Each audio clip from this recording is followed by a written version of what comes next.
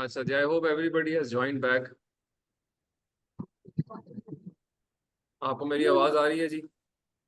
जी sir, आ रही है। Okay, sir slide मैं विजिबल है आपको? सर मेरा ये हेलो। स्लाइड विजिबल है? जी सर। अच्छा जी, विजिबल है सर। आ रही हैं, आप करें सवाल।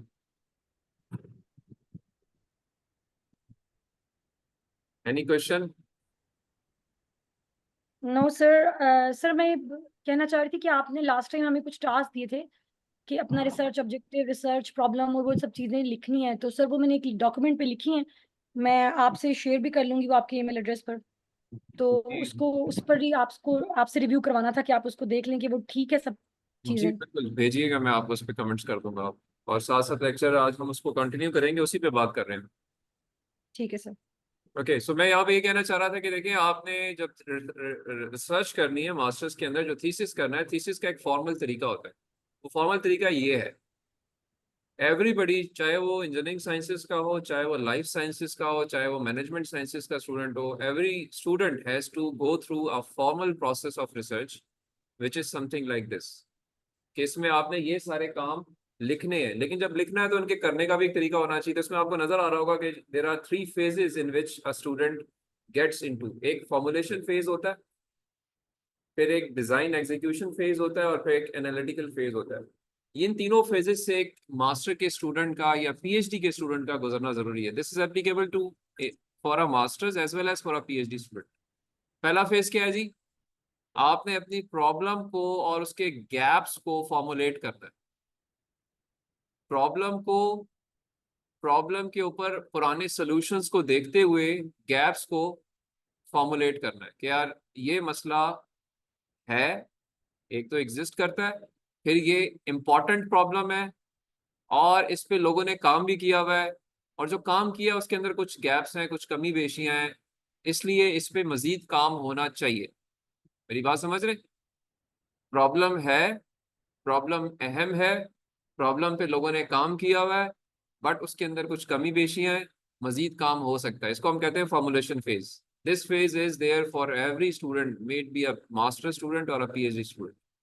तो फॉर्मल तरीका ऑफ रिसर्च में पहला स्टेप ये है कि आप अपनी प्रॉब्लम को फॉर्मुलेट करते हैं। यहाँ पे आपको नजर आ रहा होगा कि इसमें सबसे इंपॉर्टेंट चीज यहाँ पे चैप्टर नंबर 2 है, which is called literature review. ये बताता है कि यार आपका होमवर्क क्या है। आप जब एक मसले को हल करने जा रहे हैं, तो आपने दुनिया में जो जो लोग उस मसले पे काम कर रहे हैं उनके सॉल्यूशंस को पढ़ा है और उनको कंसिडर कर रहे हैं। आप हवाई फायर नहीं कर रहे। आपके दिमाग में एक चीज आई है, आप उस पर काम नहीं कर रहे, बल्कि आप ये देख रहे हैं यार कि इस पे दुनिया में मैं काम कर रहा हूँ या मैं करना चाह रहा हूँ, तो मुझसे पहले बहुत अक्लमंद लोग दुनिया से गुजरे हुए हैं, और अभी भी अक्लमंद लोग हैं जो कि उसी तरह के मसले को हल कर रहे हैं। चाहे चींटी हो दुनिया में, चाहे हाथी हो, हर चीज पे, मट्टी से लेके आसमान, आसमान से लेके स्पेस, गैलेक्सीज, मिल्की वेज, हर चीज पे दुनिया के लोग काम कर रहे हैं और बेतहाशा काम कर रहे हैं। There is a huge work being already done and being done. मेरा और आपका काम एज अ स्टूडेंट ये होता है कि पहले तो मैं इंस्पिरेशन लूं कि लोगों ने क्या किया हुआ है, ताकि मेरी डायरेक्शन सीधी हो। क्योंकि जब मैं खुद कुछ सोचूंगा तो उसमें 100 में से 90 चीजें गलत होंगी, क्योंकि उनके पीछे कोई बैकग्राउंड नहीं होगा। मेरा अपना ख्वाब ख्याली होगी, ख्वाब होगा, ख्याल होगा। मैंने अपनी सोच को अलाइन करना है दुनिया के रिसर्चर्स के साथ, जो कि मुझसे ज्यादा ज़हीन है, मुझसे ज्यादा पढ़े लिखे हैं। तो it's very important to do a good homework on any problem which you think. That is why this literature review is shown here, and it is very important part of the formulation phase. और मैंने इसी perspective से आपसे कहा था कि आपने कोई प्रॉब्लम सोचने, आपको मैंने टास्किंग दी थी कि सोचें जो आपका एक्सपीरियंस कहता है, जो आपका जॉब का एक्सपीरियंस है, जो आपका पुराना स्टूडेंट एक्सपीरियंस है, जो आपके सुपरवाइजर्स टीचर्स ने पढ़ाया उसको देखते हुए, और जो दुनिया में काम हो रहा है। मैंने 3 डिफरेंट शोबों की बात की थी कि इनसे आपकी प्रॉब्लम्स डिराइव होंगी। जरा गौर करें, जाके पढ़ें, सोचें, और उन पे रिसर्च पेपर्स को फिगर आउट करें। तो ये काम आपने किया नहीं किया वो आपके ऊपर है। कुछ लोगों ने मुझसे शेयर किया, कुछ लोगों ने शेयर नहीं किया, इस पे हम करेक्शन लगाएंगे। तो ये पहला फेज है, फॉर्मुलेशन फेज। ठीक है? फॉर्मुलेशन फेज के बारे में कोई सवाल, कोई डाउट है तो वो आप पूछ ले पहले। Let me ask the online first. जी आप लोगों को कोई सवाल ऑनलाइन है? मेरी इस बात की समझ आई है जो मैंने बात की है या नहीं आई? जी सर। यस सर, कोई समझ आ गई। कोई सवाल इसके अंदर है तो पूछो। नहीं है जी। क्लास में एक स्टूडेंट पूछना चाह रहे हैं जी। आपका नाम क्या है? उमर फारूक सर। उमर फारूक साहब, आज पहली क्लास में आए हैं आप? यस पहले लेक्चर देख लिया आपने? जी सर, वीडियोस चार जो आपने अपलोड किए हैं वो देखिए। ओके, तो आप बताएं अभी सवाल क्या है? सर आपने पहला फॉर्मेट जो पहला प्रोसेस बताया है में प्रॉब्लम्स आइडेंटिफाई हो जाती है। समटाइम ऐसा होता है प्रॉब्लम्स काफी ज्यादा हमें नजर आ रही होती है। हाँ। तो प्रॉब्लम्स को आइडेंटिफाई करने के लिए कोई ऐसा है इसके अंदर के हमें different problems like electricity, electrical का इंजीनियर हूँ, मैं सोलर के ऊपर काम करना चाह रहा हूँ। मैं सोलर के ऊपर प्रॉब्लम अभी टेक्नोलॉजी हुई है तो लेकिन सोलर के ऊपर मैं देख रहा हूँ साथ गवर्नमेंट टैक्स भी लगा रही है। तो मैं इस प्रॉब्लम्स को देखते हुए मुझे एक और प्रॉब्लम नजर आ रही है। तो मैं ऐसी प्रॉब्लम्स को आइडेंटिफाई कैसे करूँ? यानी कि मेरा जो सवाल ये है कि तीन चार प्रॉब्लम्स आ रही है, मैं उसमें से किसी प्रॉब्लम को एक उठाऊँ कि ये किसी का हिस्सा होगा इसी फॉर्मेलिटी में होगा, ये कोई बेहतरीन प्रॉब्लम, बहुत सारी प्रॉब्लम है उसमें से कोई बेस्ट प्रॉब्लम निकाल वो कैसे? आपका उमर साहब सवाल वही है जो थोड़ी देर पहले अली ने किया था कि जी मैं, मुझे कौन बताएगा प्रॉब्लम कौन सी मैं लेके चलूँ, सॉल्व करनी है। मैंने आपसे कहा था कि एक इटरेटिव प्रोसेस है। ये एक दिन में नहीं पता चलेगा आपको। आज मैं आपको नहीं बता सकता या कोई भी नहीं बता सकता, इवन आप खुद भी नहीं बता सकते। आप डेली पढ़ेंगे पढ़ेंगे, आप ये रिसर्च पेपर्स पढ़ेंगे, रिसर्च पेपर्स के अंदर आपको जो आपके दिमाग में चीजें आ रही हैं और जो लोगों ने उस तरह के काम किए हुए हैं उनसे आपको थोड़ा सा एक मेंटल सेटिस्फेक्शन मिलनी शुरू होगी कि ओके जी, कुछ इस तरह का काम लोग कर रहे हैं और मेरा भी आइडिया कुछ इस तरह का है। तो ओके, पहले तीन चीजें मैं सोच रहा था, उनमें से दो चीजें जो है वो ठीक तरीके से लोगों ने सपोर्ट नहीं की हुई, क्रॉस कर देते हैं इसको। तीसरा जो मैं सोच रहा था इस पे मुझे कुछ रिसर्च पेपर्स भी नजर आ रहे हैं, लोगों के काम भी हैं, सॉल्यूशंस भी हैं और मेरा इंटरेस्ट भी है और मेरा सुपरवाइजर भी राजी हो रहा है। तो let's do go towards this side. Internationally जो दुनिया के जो अगले 20 साल के प्रॉब्लम डोमेन्स है उनसे भी अलाइन हो रहा है। ठीक है, तो ये एक इटरेटिव प्रोसेस है। आहिस्ता आहिस्ता आहिस्ता आहिस्ता आपके दिल में गालिब गुमान आएगा कि यार ये एरिया भी ठीक है, इस पे लोग भी काम कर रहे हैं, मेरा भी इंटरेस्ट है और ये हमारा प्रॉब्लम भी है। ये एक दिन में नहीं पता चलेगा। आपका काम ये होना चाहिए कि आप रोजाना वक्त दें, 1.5-2 घंटे, और पेपर्स पढ़ें, अपनी थिंकिंग को अलाइन करने की कोशिश करें। ठीक है, और कहीं डाउट हो किसी स्पेसिफिक चीज में तो अपने सुपरवाइजर से डिस्कस करें, एडवाइस। समझ गए? देखिए अभी आपके दिमाग में जो चीजें आ रही है ना, ये आप चूंकि मेच्योर्ड नहीं है ना उस एरिया में, इसलिए ये सवाल आ रहे हैं कि यार मैं अब ये भी हो रहा है ये भी हो रहा है, मैं क्या करूं। तो थोड़ा सा सब्र के साथ, कंसिस्टेंसी के साथ चलना है। समझ रहे हैं बात? जब आप मुस्तकिल करते रहेंगे, रेगुलर रहेंगे ना, तो यही सवाल मैं आपसे आज से 1 महीने बाद पूछूंगा। आप ये लिख लें, आगे अपने सवाल लिख लें, इसका जवाब आप मुझे खुद देंगे इंशाल्लाह आफ्टर 1 मंथ। अगर आप रेगुलर रहे तो आप कहेंगे सर कि मैंने अपना टॉपिक भी फाइनलाइज कर लिया है, मैंने इस पे फलां बंदे का एक बेस्ट काम भी देख लिया है और उसमें मैंने गैप्स भी देख लिए हैं, या मैंने गैप्स नहीं देखे, मैं पहले वैसे ही करना चाह रहा हूँ जैसे उसने किया। जब मुझे वो समझ आ जाएगी तो मैं फिर अपने तरीके से इसको कुछ और भी इसमें चीजें ऐड करूँ। सही है। एक चीज जो मैं ऐड यहाँ पे कर दूं कि मास्टर्स के अंदर हम रिसर्च करना सीखते हैं। सही है, ये हम सबको क्लियर होना चाहिए कि मास्टर्स में जरूरी नहीं है कि आपको ऐसी चीज करो कि जो बिल्कुल फर्स्ट टाइम हो रही। आपने जैसा मैंने आपसे क्वेश्चन किया, आपने बहुत सारा ने कहा हमने कभी रिसर्च पेपर पढ़े ही नहीं, किसी ने पढ़ने को नहीं दिए। सही है, या किसी हो सकता है किसी टीचर ने दिए भी हो, आपने इंटरेस्ट ही ना लिया हो क्योंकि वो शायद उसका, मैं तो अब चूंकि फोकस करवा रहा हूँ तो अब आपको पढ़ने पड़ेंगे, मजबूरी है। अगर मैं भी ना करता तो आप शायद फिर भी स्किप कर जाते। तो पानी है ना, पानी की तरह इंसान है कि जो आसान रास्ता है वो आप उस पर चल पड़ते हैं। तो अब रिसर्च पेपर जो है ये जब पहली दफा पढ़ रहे हैं तो आप क्या है, अब आपके लिए थोड़ी सी मुश्किल है, थोड़ा आपको मसला आएगा थोड़ा शुरू में, आपकी सुई अड़केगी और आपसे शायद थोड़ा सा आपको तंग भी करे। लेकिन ये कि अगर आप करते रहे तो आपको आफ्टर सम टाइम लगेगा कि यार चीज़ें जो है वो सिंपल हो गई हैं, आसान हो गई हैं। इसलिए रिसर्च पेपर्स की डायरेक्शन में जाना जो है वो इम्पोर्टेंट है। तो मैं आपके जो सवाल का जवाब देना चाह रहा था वो ये चाह रहा था कि जी आपको आहिस्ता आहिस्ता ये चीज़ क्लियर हो जाएगी।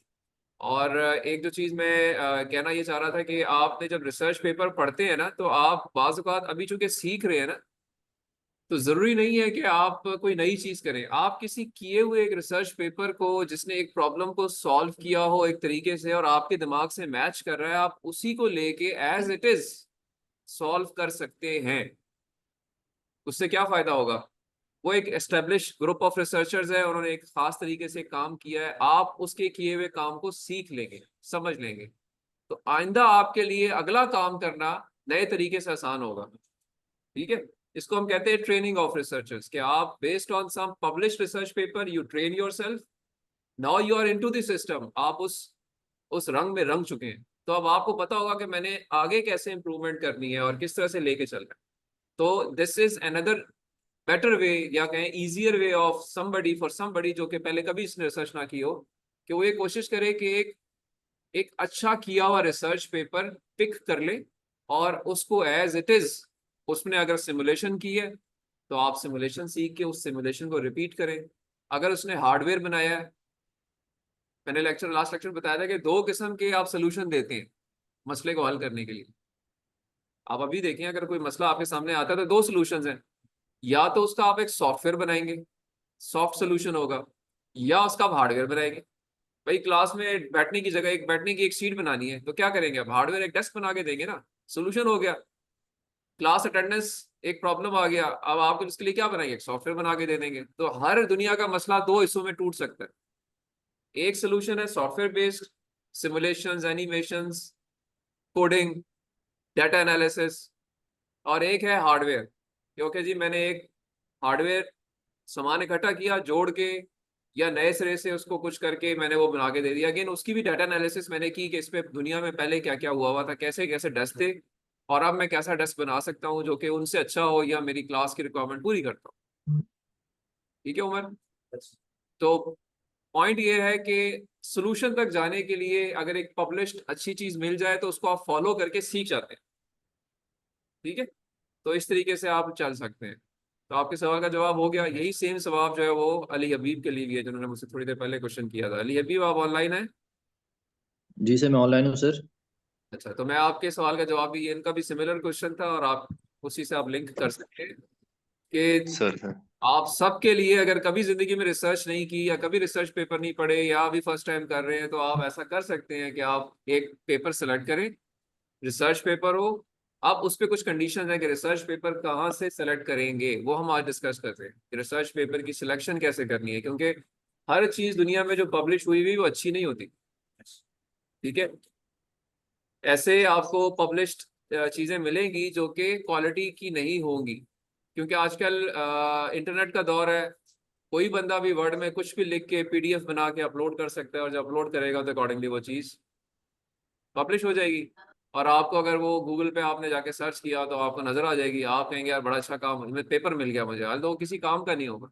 तो हमने जब चीजें सेलेक्ट करनी है, ये एक इंपॉर्टेंट चीज मैं बताने वाला हूँ, इस पर गौर कीजिएगा, कि आपने जब पेपर सेलेक्ट करने हैं तो क्वालिटी सोर्सेज से सेलेक्ट करते हैं, ऐसे तुक्के में नहीं सेलेक्ट कर लेने के जी बस हर पेपर पेपर है, नहीं। बहुत सारी चीजें दुनिया में ऐसी हैं जो किसी काम की नहीं है, तो हमें फिल्टर्स लगाने हैं कुछ, वो फिल्टर्स हमें पता होने चाहिए। हमें पता होना चाहिए कि पेपर्स हैं कितनी कैटेगरी के, और फिर हमें पता होना चाहिए कि किस सोर्स से लेने हैं हमने। ठीक है, तो इन दो चीजों पे अभी हम बात करते हैं।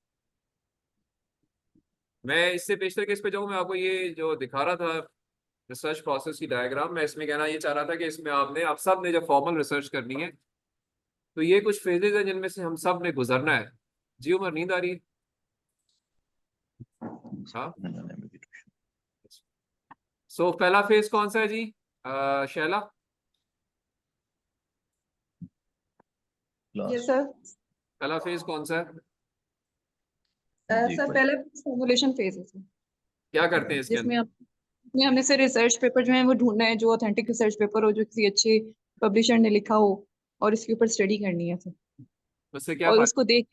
उसको देख के से फिर हमने अपना रिसर्च पेपर सर बनाना है, कि उसमें अगर हम कोई चेंजेस करना चाहते हैं या उसमें कोई और हम एडिशन कर सकते हैं फॉर्मुलेशन कि फेज इससे में मैंने कुछ पंच लाइंस बताई थी, वो पंच लाइंस क्या बताई थी, इसमें करना क्या होता है, मकसद क्या होता है इस फेज का?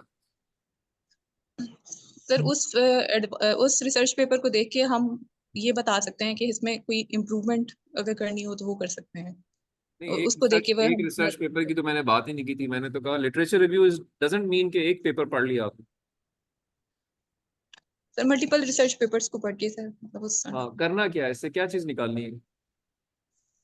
अपने लिए सर जो रिसर्च पेपर आपने बनाना है उसको एक्सट्रैक्ट करना है उसमें से जो भी रिसर्च पेपर तो स्टेटमेंट्स अभी हैं। बहुत दूर की कहानी है मैडम, वो तो भी आएगी कहीं साल 2 साल बाद। अभी तो हम रिसर्च पेपर की तो बात यहाँ पे की कोई नहीं मैंने, कि आपने को रिसर्च पेपर बनाना है, कुछ और बात की। So maybe sir I have missed those points sir. अच्छा चलें फिर अटेंटिव होके बैठे हैं क्लास में, क्योंकि मैं साथ साथ सवाल करूंगा। Sir, जी मुनीब, आपको क्या समझ आई थी फॉर्मुलेशन फेज में क्या करते हैं? सर सोल्यूशन को पढ़ना पड़ता है। ये- सोल्यूशन पढ़ना पड़ता है, किस चीज का? जी सर। सर पहले हम इंट्रोडक्शन के लेक्चर रिव्यू करना पड़ता है ना, तब उसका हमें समझ आ जाती है, फिर उसका हम सोल्यूशन फाइंड करना पड़ता है, या इसका सोल्यूशन क्या होगा। अच्छा, और क्या यहाँ पे इसके अलावा क्या बात की थी, क्या करते हैं, किस मकसद के लिए करते हैं, मकासद क्या है इस फेज के? सर कोई जवाब? सर हम मैं सर जिसमें सर आपने बताया कि सर प्रॉब्लम आइडेंटिफाई करके सर उसके बाद जो research papers and different sir उनको स्टडी करके उसमें देखना है कि जो प्रॉब्लम हमने आइडेंटिफाई किया उस पर ऑलरेडी क्या क्या काम हुआ है, और फर्दर फिर हमने उसके ऊपर कहाँ से रिसर्च या फिर सोल्यूशन ऑलरेडी अवेलेबल है या नहीं है, तो उस हिसाब से हमने रिसर्च पेपर्स को देख के थोड़ा सा सर्च वर्क करना है। सर आप इसमें बेसिकली बताना चाह रहे थे कि इसमें हमें हमें अपना होमवर्क करना है सबसे पहले, कि हमारा होमवर्क कितना स्ट्रांग होगा, जितना स्ट्रांग होगा और लोगों ने उस पर क्या काम किया हुआ है, उसके हिसाब से फिर हम अपनी प्रॉब्लम आइडेंटिफाई कर सकेंगे बिलाखिर। ये सर आप इसमें बताना चाह रहे जी थे। सही, आप दोनों ठीक बता रहे हैं, आयजा भी और शकीब भी, कि देखें आपने इसमें इस फेज का मकसद होता है problem identification number 1, sir problem significance number 2। ये प्रॉब्लम अहम है क्योंकि इस पे लोग काम कर रहे हैं, इस पे पाकिस्तान में काम हो रहा है, इसमें इंडिया में काम हो रहा है, इसमें अमेरिका में काम हो रहा है, क्योंकि रिसर्च पेपर लिख रहे हैं लोग तो इट मीन्स काम कर रहे हैं। और फिर आपको ये अंदाजा होगा कि हाँ जी ये काम भी हो रहा है। अब आप उसमें से फिर जब वो पढ़ेंगे अब आप फिगर आउट करेंगे कि हाँ अब इसमें क्या शॉर्ट कमिंग्स हैं जो आपको नजर आ रही हैं based on your experience and guidance of your supervisor. इसमें ये चीजें हैं जो कि फर्दर हो सकती हैं, और से कुछ नहीं भी है तो आप फिर भी देखते हैं उनमें से कुछ पेपर्स को, यार कि मैं भी ऐसा काम कर सकता हूँ ताकि मैं सीख लूँ, इस प्रॉब्लम को सॉल्व करने का तरीका सीख लूँ, जिसके लिए मुझे कुछ सॉफ्टवेयर सीखने पड़ेंगे, कुछ हार्डवेयर के तरीके सीखने पड़ेंगे। ठीक है, तो पहली जो फॉर्मुलेशन फेज है इसका मकसद या पंच लाइंस क्या है? Problem identification, problem significance, and then finding out the gaps, try to find out the gaps. ये क्रिएटिव प्रोसेस है, हो सकता है शुरू में आपको गैप्स ना मिले, लेकिन आहिस्ता आहिस्ता आहिस्ता जब आप सीनियर होंगे तो आपको हर जगह पे मसलों के अंदर गैप्स नजर आने शुरू हो जाएंगे। ठीक है, ये आपकी आम जिंदगी में भी ऐसे ही होता है। शुरू में आप जब छोटे होते हैं या नई चीजों का पता होता है तो आपको आप बड़ों से गाइडेंस लेते हैं, फिर आहिस्ता आहिस्ता आप बड़े हो जाते हैं तो आप छोटों को गाइडेंस देते हैं, आपको पता देखते ही पता चल जाता है कि यार इसमें ये मसला है। तो same is the case here, it's just like a life pattern, iterative process है, लगे रहें आप कुछ अरसे में अच्छे हो जाएंगे। बट प्रोसेस फॉर्मल है और वो है रिसर्च पेपर्स का प्रोसेस। पढ़ना है, पढ़ के आपने, तो अब इसके अंदर उमर जो फेजेस है ना, अगर मैं ओवरऑल देखूं, एक तो ये फेज तो आपके आगे ना रिसर्च फेज है, लेकिन इस कोर्स में अगर मैं देखूं जो हमने सब्जेक्ट में चीजें कवर करनी है तो 3 चीजें हैं, 3 डोमेन्स हैं जो हमने कवर करने हैं। एक डोमेन है रीडिंग का डोमेन, एक डोमेन है रीडिंग का डोमेन, कि हम सब ने पढ़ना है। पढ़ना है, कहाँ से पढ़ना है, कैसे पढ़ना है, ये इंपॉर्टेंट है, इस पे हम डिस्कशंस करेंगे कि यार ये पढ़ना है, ये नहीं पढ़ना है, इसको पढ़ना है, ऐसे पढ़ना है, और उससे ये कंक्लूड उससे हमने एक्सट्रैक्ट करना है। ये चीज़ों पे हमने चीज़ें देखनी है, पढ़नी है, समझनी है, डिस्कस करनी है। दूसरी चीज़ ये कि जब हमने पढ़ लिया तो हमने उस पढ़ने के बाद कुछ लिखना है। तो राइटिंग से मुतालिक कुछ चीज़ें हमें पढ़नी चाहिए कि यार लिखना है तो कैसे लिखना है, कहाँ से लिखना है, क्यों लिखना है, क्या लिखना है, क्या नहीं लिखना है, क्या गलतियां हैं जो हमें अवॉइड करनी है, क्या चीज़ें जो ऐड करनी है, किन पे फोकस करना है, किन पे फोकस नहीं करना। ये भी सब्जेक्ट का मकसद है। ठीक है हामिद, आपका नाम अजमल है? हामिद है? हामिद, अभी उसको थोड़ी देर पहले जमाई आई थी, अभी आपने ली है, तो ये आप जो है ना वो दोनों कोई तार शार तो नहीं जुड़ी हुई? मैंने जॉब का लास्ट लेक्चर में उसमें भी ये सीन था, आपने एक चीज बताई थी पाँव की तकनीकों का, आपने बताया था लेक्चर के दौरान। जी जी, तो कर रहे हैं आप? मैं कर रहा हूँ लेकिन जरा जान से करें ना उसको, और थोड़ा सा आगे होके बैठे, अगर आप टेक लगा के बैठोगे तो फिर भी नींद आएगी। सर शादी के बाद ज्यादा इसका कोई फैक्टर है सर? नहीं, जब हम बैचलर क्लासेस ले रहे थे उस वक्त ये बीमारी नहीं थी। उस वक्त भी कौन कौन बैचलर कौन है यहाँ, कोई और है बैचलर?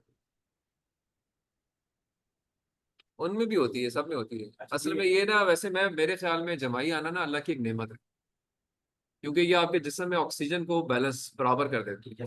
आप लास्ट लेक्चर में बता रहे थे कोविड भी अपनी एग्जाम कर रही है। हाँ जी, तो ये अल्लाह की नेमत है। अगर आप इसको देखें तो it's a very good blessing. अब इसको आपने यूटिलाइज पॉजिटिवली करना है। आपने कभी नोट किया कि इससे जितनी एनर्जी आपके जिस्म में इससे आती है ना, वो वैसे नहीं आती सांस लेने से। ये जो या वो खुशी की जो फीलिंग होती है वो जमाई में, इसलिए लोग खुशी से जमाइयाँ लेते हैं। सर ठीक है, कंटेजियस भी होती है? और कंटेजियस तो डेफिनेटली होती है। अभी आप भी तो नहीं ले रही जमाई वहाँ? No sir. अच्छा, गुड। अगर नहीं मुझे ले दूर बैठने का ये फायदा हुआ है सर कि ये मुझे नहीं लगी। नहीं, ऑनलाइन भी आ जाती है ये। आ जाती है सर, आ सकती है। अच्छा जी, चले। ईमान ने क्लास ज्वाइन की है जी। मैडम, आपका तारुफ, आपने पिछली क्लास ले ली है या फर्स्ट टाइम क्लास ले रही है?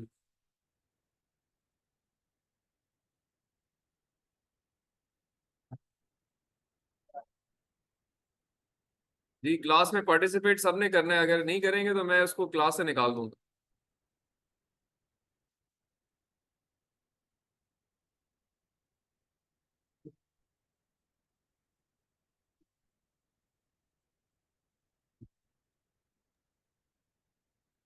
सर अस्सलाम वालेकुम।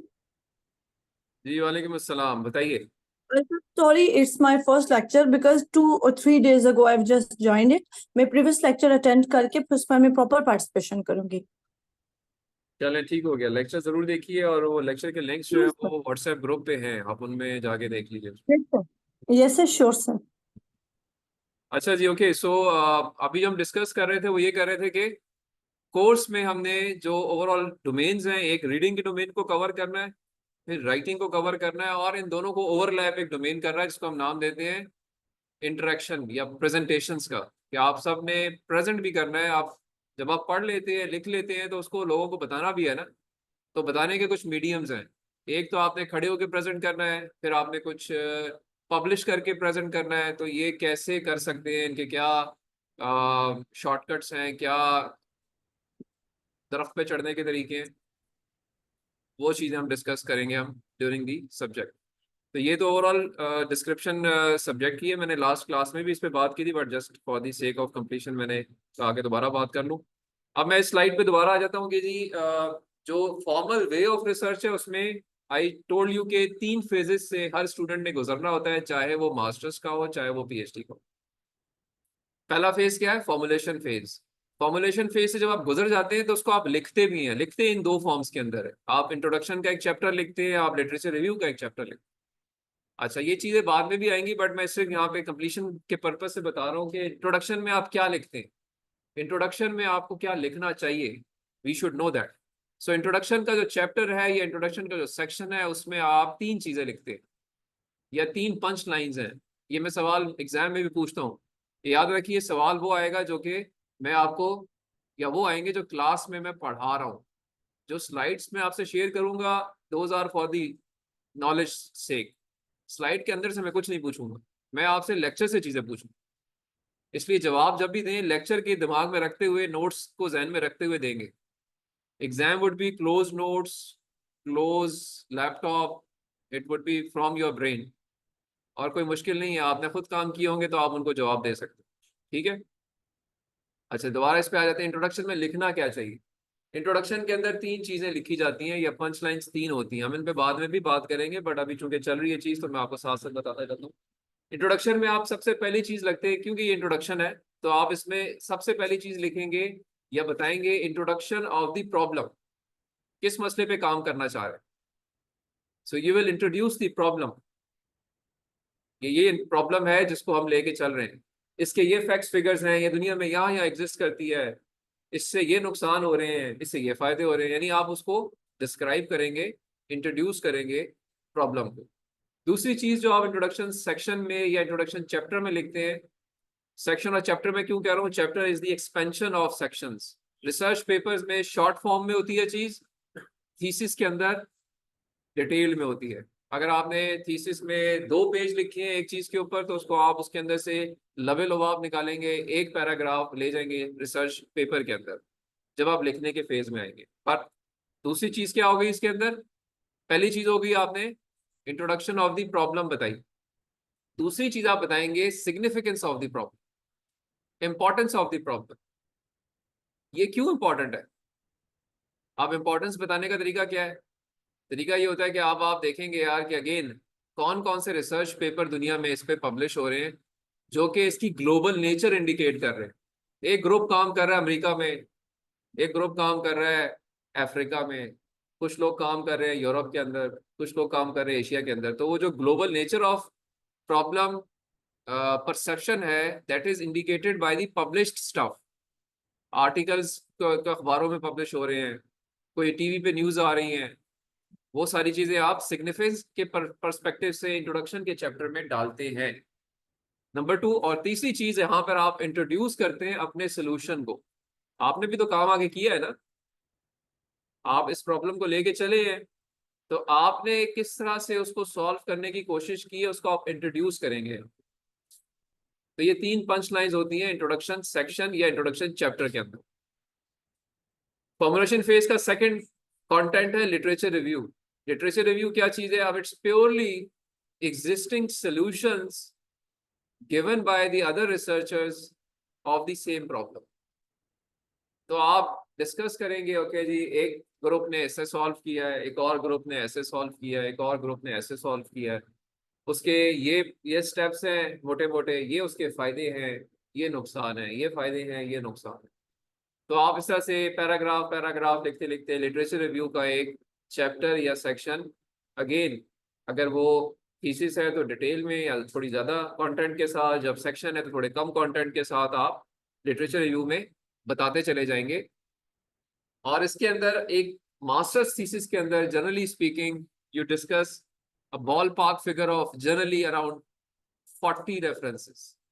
तकरीबन 40 एक रिसर्च पेपर आप पढ़ते हैं, उनको डिस्कस करते हैं और उन्हीं को आप प्रेजेंट करते हैं जब आप अपनी प्रेजेंटेशन देते हैं, उनमें से कुछ सीधा सीधा पिक करके। तो लिटरेचर रिव्यू में अराउंड बॉल पार्क फिगर क्या है, रूल ऑफ थंब क्या है कि 40 प्लस माइनस रिसर्च पेपर आपको करने चाहिए। और उन 40 रिसर्च पेपर्स के अंदर से तकरीबन 20% पेपर जो हैं वो पिछले 2 साल के होने चाहिए, यानी 4-5 पेपर 2023-24 में पब्लिश हुए हो। ये नहीं कि आप सारे 1950 के पेपर पुराने करें डिस्कस, किसी ने मना नहीं किया। मसले का हल दुनिया में 100 साल से हो रहा होगा, आप 100 साल पहले से शुरू करें, बट जो लेटेस्ट है उसको भी कंसिडर करें ताकि आपके काम की रेलेवेंस स्टैब्लिश हो सके कि ये एक करंट या नया काम हो रहा है इस पे, ये कोई काम हो के क्लोज नहीं हो गया, बस लोगों ने इसको बंद नहीं करके रख दिया, बल्कि आज तक काम इस पे हो रहा है। ठीक है, सो लिटरेचर रिव्यू और इंट्रोडक्शन चैप्टर के बारे में या सेक्शंस के बारे में मैंने बात की। अगर मैं आपसे सवाल पूछूं से, इस वक्त ऑनलाइन मेरे साथ लोग हैं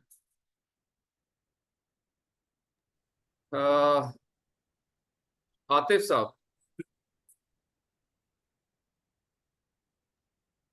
सर क्या चीज, क्या पंच लाइन्स हम लिखते हैं इंट्रोडक्शन चैप्टर के अंदर?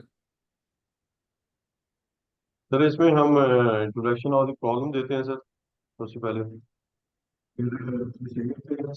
हम डिस्कस करते हैं कि वो ग्लोबल नेचर की है, वर्ल्ड वाइड कहाँ कहाँ उसके प्रॉब्लम आ रही है, और वर्ल्ड वाइड फिर उसकी कम्युनिकेशन वगैरह क्या क्या डिस्कशन हुई है सर की। और थर्ड जो है फिर हम उसके सोल्यूशन को इंट्रोड्यूस करते हैं कि किस तरह हम उसको उसका सोल्यूशन जो है ना किस तरह हम उसको लेके चलेंगे। ठीक है, और लिटरेचर रिव्यू में मुझे बताएंगे अली हबीब।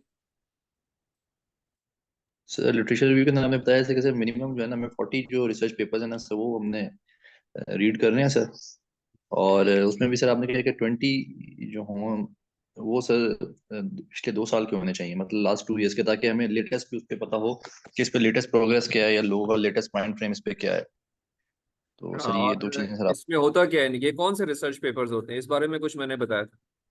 जी सर, इसमें आपने बताया सर, रिसर्च जो सर जिस फील्ड के अंदर हम कहना चाहते हैं सर, उस फील्ड के अंदर लोगों ने जो अपने अपनी राय लिखी है ग्लोबली से, जैसे आपने ऊपर पहले जिक्र किया था इंट्रोडक्शन में, तो उसी का आपने बताया कि लोगों ने जिस उस पर्टिकुलर जो हमारी प्रॉब्लम है सर, उससे रेलिवेंट जो लोगों ने रिसर्च की है सर, तो ग्लोबली जो जो लोगों को मसाइल पेश आए हैं उससे रेलिवेंट, और सर उसमें जो उन्होंने सोल्यूशन हमें सजेस्ट किए होंगे सर, उसको अपने ध्यान में रखना है ताकि हमें पता हो कि इस पे क्या प्रोग्रेस हो चुकी है सर। ओके एग्जैक्टली, ठीक हो गया। तो I think everybody is aligned with me, so आगे मूव करते हैं, इस चीज़ को लेके चलते हैं। तो मैं आपको ये कह रहा था कि फॉर्मुलेशन फेज में ये दो चीज़ें पूरी हो गई, और अल्टीमेटली लिटरेचर रिव्यू से एक चीज़ ड्रॉ होती है। और वो ड्रॉ क्या होती है आपके ख्याल में, क्या चीज़ है? लिटरेचर रिव्यू पढ़ने से क्या फ़ायदा होगा? मैंने बताया भी था थोड़ी देर पहले कि रिसर्च पेपर पढ़ने से हमें अब क्या फ़ायदा होगा। हमें अपना प्रॉब्लम मिल जाएगा। सर जो ऑलरेडी वर्किंग हुई है प्रॉब्लम के ऊपर सर, हमें उसके बारे में नॉलेज या उसके बारे में पता चलेगा। We would be able to better understand कि जो प्रॉब्लम है उसके ऊपर ऑलरेडी लोगों ने क्या क्या काम किया हुआ है, तो जी, और उससे गैप को हमें भी मैं आइडेंटिफाई इसके कर लिए सकते हैं गैप सर। निकालेंगे सर, एक असल सिंगल में वर्ड यूज लिटरेचर करूं कि रिव्यू हमें गैप्स पता चल गैप जाएंगे। निकालेंगे। जी सर। गैप्स हैं या नहीं है, दोनों पता चल जाएंगे, यस या नो। ठीक है, gap yes sir, analysis, gap literature identify review का करेंगे। मकसद यस होता सर। है गैप एनालिसिस, ताकि इसकी बेस पे चैप्टर 3 पे आप जा सकें। चैप्टर 3 जो है वो मेथोडोलॉजी का चैप्टर है। मेथोडोलॉजी से मुराद क्या है? Your proposed solution, the way you are trying to solve it. So for that you need to be very sure कि मैं जो काम करने जा रहा हूँ ऐसी चीज कहूँ कि जो पहले से अच्छी हो, बेहतर हो, या एटलीस्ट उतनी तो हो जितनी किसी ने सबसे अच्छी चीज दी हुई है। तो लिटरेचर रिव्यू का मकसद क्या होता है कि you try to find out the gaps and you try to reach to the state of the art. Mark my word, state of the art. There is always going to be one research paper which would be the best in that domain. आपकी कोशिश ही होनी चाहिए। क्या नाम है आपका? महर याद, पहली दफा आए हो? पता तो खुद करना होता है ना। खाना खाते हुए जो है वो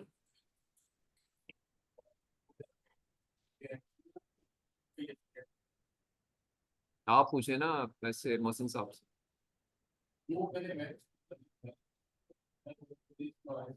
आप सिविल इंजीनियरिंग के? अच्छा, नहीं, आपको खुद एक्टिवली पूछना चाहिए, किसी के ऊपर डिपेंडेंट ना हो। बहरहाल लेक्चर इसके पिछले अपलोडेड है, जाके देखिएगा, और आज वाला लेक्चर भी लिंक करें। ठीक है। अच्छा जी, तो मैं अभी जो चीज़ यहाँ से मैंने शुरू की थी कि क्या इसमें आपने चीज़ हमेशा एक स्टेट ऑफ द आर्ट होगा। अच्छा, आप चूंकि अभी स्टार्ट कर रहे होते हैं, आप शायद ना पहुंच सके स्टेट ऑफ द आर्ट तक। आप हो सकता है उससे मतलब कहीं तो पहुंचेंगे ना, आपको कोई ऐसा काम तो नजर आएगा यार कि ये सबसे अच्छा काम है, आपके लिए वही स्टेट ऑफ द आर्ट है। आहिस्ता आहिस्ता आहिस्ता जब आप मैच्योर होते हैं तो आपकी वो स्टेट ऑफ द आर्ट तक पहुंचने की जो हिस्स है वो अच्छी होती जाती है, और अल्टीमेटली आप एक जब एक सीजन रिसर्चर बन जाते हैं तो फिर आप वाकई हमेशा ठीक जगह पहुंच जाते हैं। तो टू स्टार्ट विद, अभी भी ये टारगेट आपका होना चाहिए रिसर्च पेपर पढ़ते हुए यार कि मैं उस चीज तक जा सकूं जो सबसे अच्छी है। वो सबसे अच्छी हो सकता है 1950 की हो सकता है 2023 की हो सकता है 2024 की हो सकता है 1970 की हो। बट वहां तक आपने पहुंचने की कोशिश करनी होती है लिटरेचर रिव्यू में, ताकि उस तरह का काम तो मिनिमम करें ना आप। ठीक है, उससे अच्छा कर ले तो आपकी वाह वाह हो जाएगी। ठीक है, तो लिटरेचर रिव्यू के मकासद क्या है? Gap analysis and ultimately reaching to state of the art so that your methodology could take inspiration from that work। यार ये है जो सबसे अच्छा है, अब मैंने इतना तो करना है, इससे बुरा किया तो फिर क्या फायदा, मुझ में और किसी और में क्या फर्क रह गया? इतना तो करूँ ना, क्योंकि हुआ हुआ ये तो। जब ये हुए हुए को देखूंगा और इसको इम्प्लीमेंट करूंगा, ऐसा कर लूंगा, तो एटलीस्ट मेरी एक लर्निंग अच्छी हो जाएगी कि मैंने सबसे अच्छे काम को रेप्लिकेट कर लिया, वैसा तो कर लिया। ठीक है। So accordingly methodology result literature review के ये मकासद हैं। जब ये अचीव हो जाते हैं, इन मकासद को आप इंट्रोडक्शन में लिख सकते हैं। इंट्रोडक्शन के चैप्टर में आप फिर ये गैप एनालिसिस दे देते हैं, ऑल्दो आप करते बाद में, लेकिन इंट्रोडक्शन वाले चैप्टर में ये एक चीज भी लिख देते हैं कि मेरे कुछ गैप्स मैंने फिगर आउट किए हैं, वो ये हैं। इसकी बेस पे जब गैप्स निकाल लिए तो अल्टीमेटली क्या चीज गैप से निकलनी चाहिए? गैप्स के बाद आपके research questions oblique research objective सामने आने चाहिए, क्योंकि जी गैप्स ये 4 5 10 20 गैप्स हैं, 20 गैप्स हैं। जितनी आपकी अकल, आपके सुपरवाइजर की अकल काम करती है, आप वो गैप्स लिखेंगे। पहला गैप है जी, दूसरा गैप है, तीसरा गैप है, चौथा गैप है, पांचवा गैप है, लिख लिए। अब आपने चूंकि काम करना है, सारों पे तो काम नहीं कर सकते ना, हजारों गैप्स हो सकते। आप सेलेक्ट करेंगे, ओके ये 3 गैप्स को मैं फोकस करता हूँ, 2 गैप्स को फोकस करता हूँ, 1 को फोकस करता हूँ, और उसके लिहाज से मैं अपने रिसर्च क्वेश्चंस लिखूंगा। क्योंकि जी इस गैप को हल करने के लिए मेरे 3 रिसर्च क्वेश्चंस बनते हैं, 4 रिसर्च क्वेश्चंस बनते हैं, ठीक है उमर, 2 रिसर्च क्वेश्चंस बनते हैं। और जब रिसर्च क्वेश्चंस बन गए तो उनके अगेंस्ट आपने उनको अचीव करना है, उनको सॉल्व करना है, उनको हल करना है, तो आपने रिसर्च ऑब्जेक्टिव्स लिखेंगे। ओके जी इसको हल करने के लिए अब मेरा ये ऑब्जेक्टिव होगा, इसको हल करने के लिए मेरा ये ऑब्जेक्टिव होगा, ठीक है। तो देखिए अब क्या सीक्वेंस क्या बना, आपने लिटरेचर रिव्यू किया, आपने गैप एनालिसिस की, आपने उससे रिसर्च क्वेश्चंस निकाले, आपने उससे रिसर्च ऑब्जेक्टिव्स निकाले। अब उन ऑब्जेक्टिव्स को हल करने के लिए आपका मेथोडोलॉजी का चैप्टर है, इनको हल किया ना आपने, अब इम्प्लीमेंट किया, काम किया, रिजल्ट्स निकाले, कोई हार्डवेयर बनाया, कोई सॉफ्टवेयर बनाया, उन्हीं के लिए बनाया। तो वो फिर आपके मेथोडोलॉजी के चैप्टर में चीजें डिस्कस होंगी। लेकिन research questions, research objectives, gap analysis, ये आप ले जाएंगे इंट्रोडक्शन के अंदर, वहां लिख देंगे कि आपने बाद में, बट सीक्वेंस में वो वहां आ जाएंगे, और लिटरेचर रिव्यू उसके बाद आएगा। समझ गए बात? तो अब मैं ये 2 जो फॉर्मुलेशन फेज है उसकी राइटिंग को क्लोज कर रहा हूँ कि वो कैसे क्लोज हो रहा है। ये अल्टीमेटली लास्टली समझ नहीं है बात प्रैक्टिकल, ये बता देते हैं। क्या समझ नहीं आया आपको?